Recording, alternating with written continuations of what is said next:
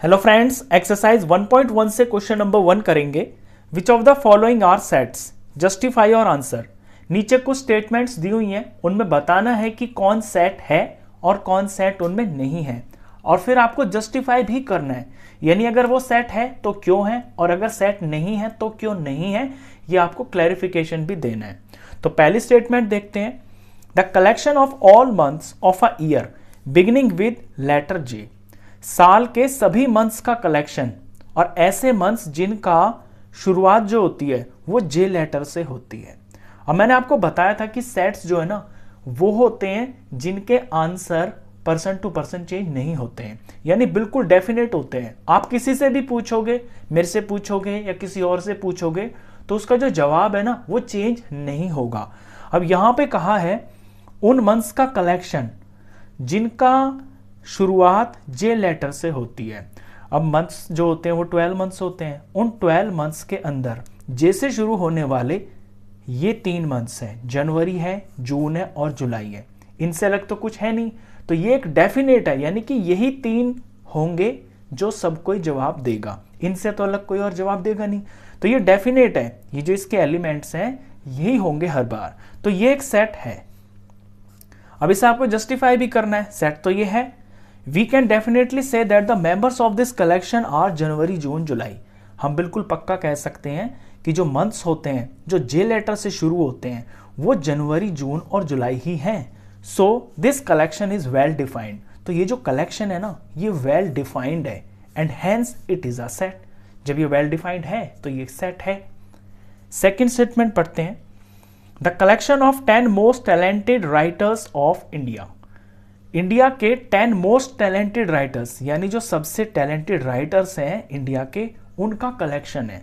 अब यहां पे आपको ऐसे कंसीडर नहीं करना है कि कहीं पे कोई लिस्ट बनी हुई होगी और वहां पे टैलेंटेड राइटर्स का नाम लिखा होगा। नहीं, ये तो एक इंडिविजुअल से पूछने का क्वेश्चन है। यानी अगर मेरे से कोई पूछे कि आपकी नज़र में 10 मोस्ट टैलेंटेड राइटर्स कौन है इंडिया के, तो जो मुझे पसंद होंगे मैं उनका नाम बोल दूंगा। अगर आपसे कोई पूछेगा तो आप किसी अलग नाम बोल सकते हैं, क्योंकि आपकी चॉइस मेरी चॉइस अलग हो सकती है। किसी तीसरे इंसान से पूछेंगे, उसकी नज़र में 10 मोस्ट टैलेंटेड राइटर्स कोई और हो सकते हैं। तो यहाँ पे जो आंसर है ना वो पर्सन टू पर्सन चेंज हो सकता है, तो ये सेट नहीं है। अब इसका जस्टिफिकेशन देते हैं। द टर्म मोस्ट टैलेंटेड, यहाँ पे जो मोस्ट टैलेंटेड लिखा हुआ है ना, ये इसका मतलब इज अ वेग टर्म। ये एक वेग टर्म है। वेग का मतलब होता है जो डेफिनेट नहीं होती, जो कोई निश्चित नहीं होती है।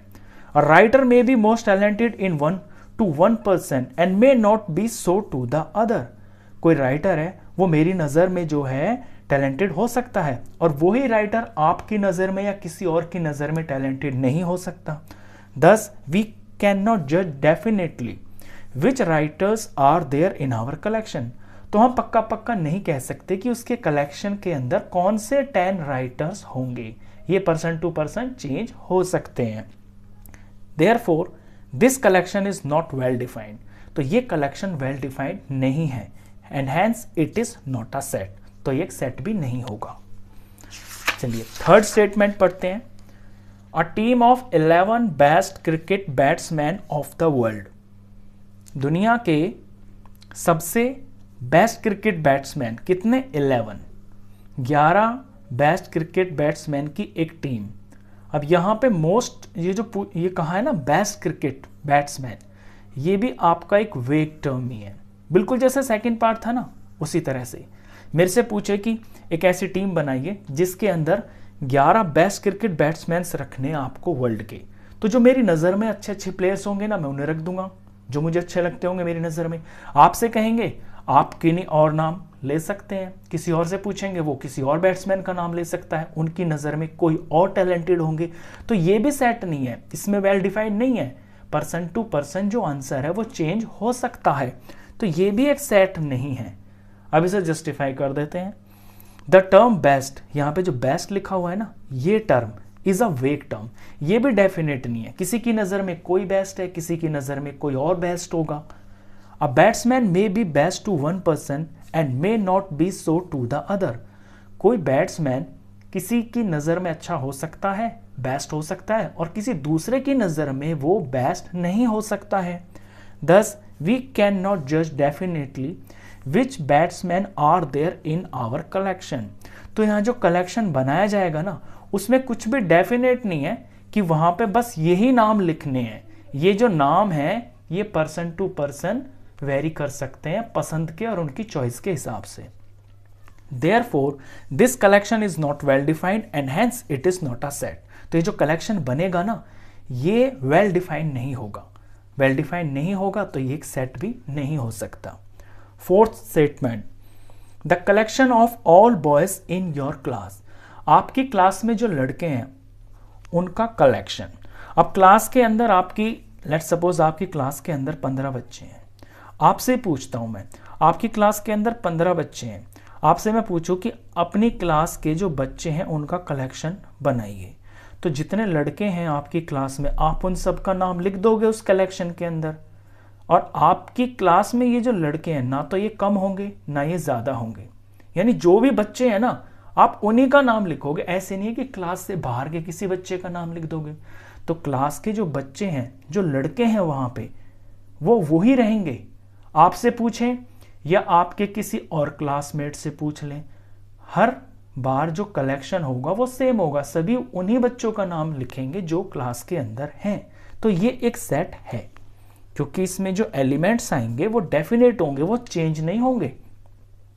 तो ये सेट है, जस्टिफाई कर देते हैं।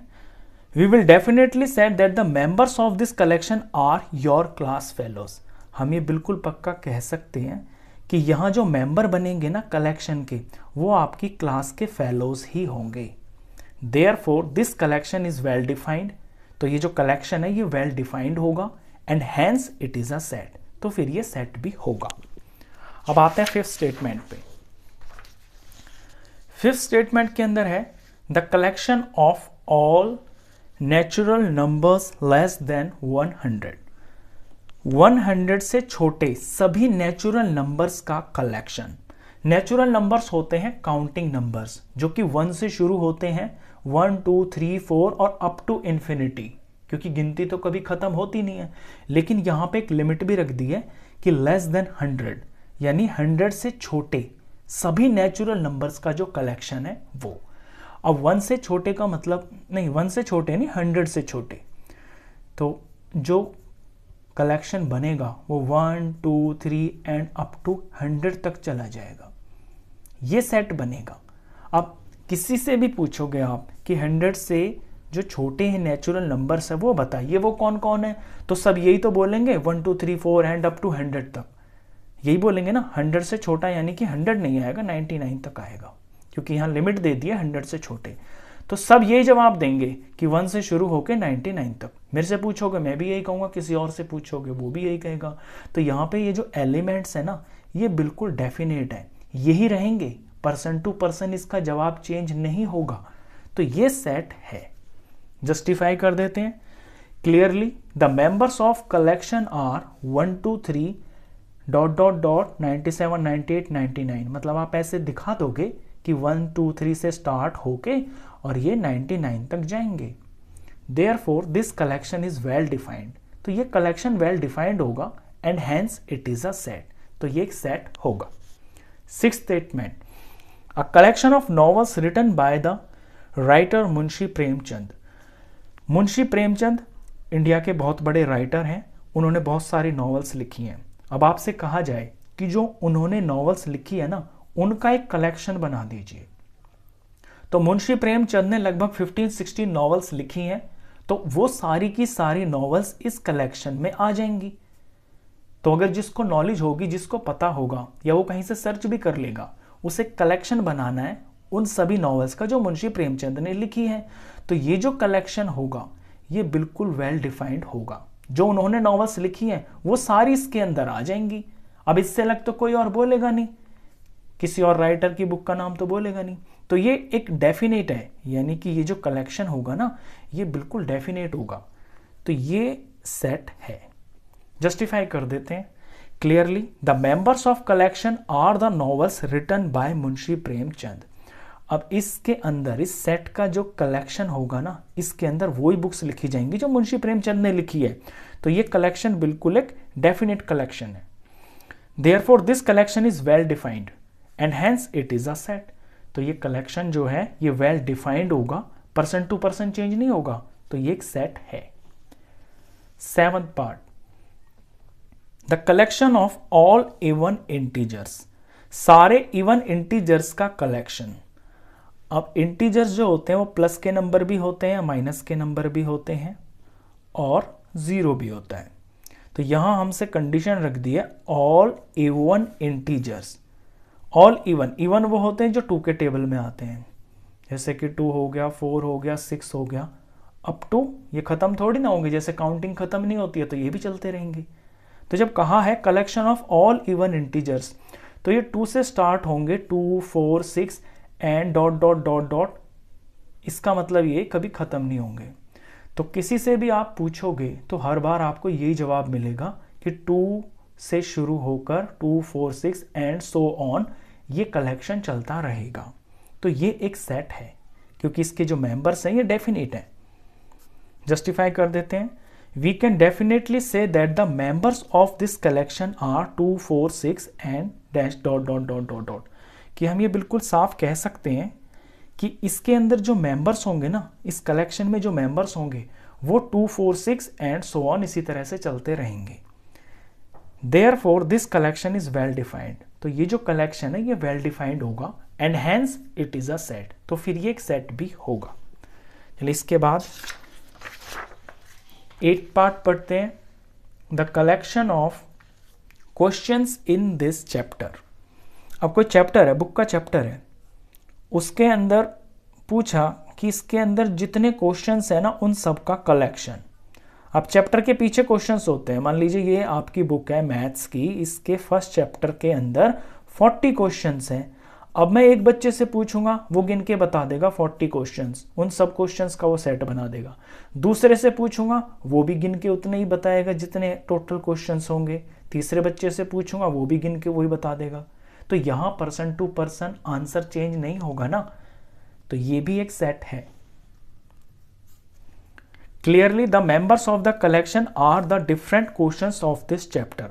तो यहां साफ दिखाई दे रहा है कि इस कलेक्शन के जो मेंबर्स हैं ना वो इस चैप्टर के सभी क्वेश्चंस ही हैं।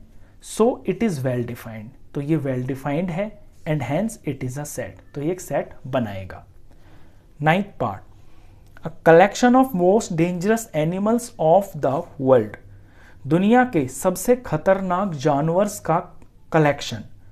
अब यहां पे कोई लिस्ट नहीं है कि कहीं पे आप सर्च करोगे तो वहां पे कोई रैंकिंग होगी या कोई लिस्ट बनी होगी कि ये जो हैं ये सबसे खतरनाक जानवर हैं वर्ल्ड के, नहीं, ये तो एक क्वेश्चन पूछा जा रहा है।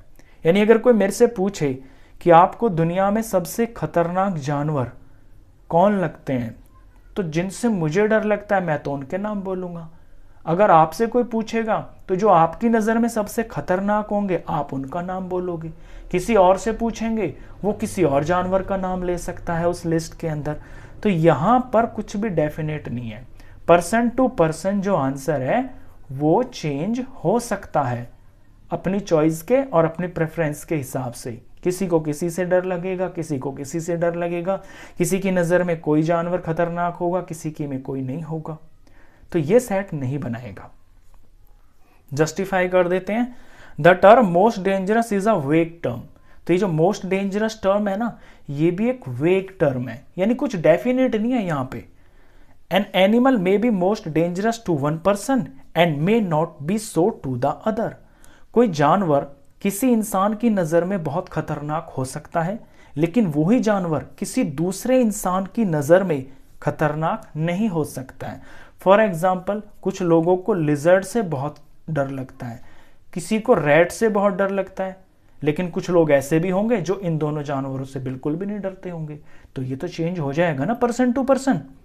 दस वी कैन नॉट जज definitely which animals are there in our collection. तो हम पक्का पक्का कुछ नहीं कह सकते कि जो कलेक्शन बनेगा उसके अंदर कौन से जानवर होंगे।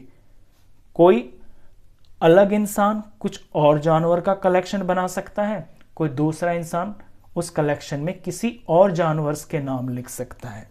तो therefore this collection is not well defined, तो ये कलेक्शन वेल डिफाइंड नहीं होगा, and hence it is not a set, तो ये एक सेट भी नहीं होगा। लास्ट पार्ट था, क्वेश्चन खत्म।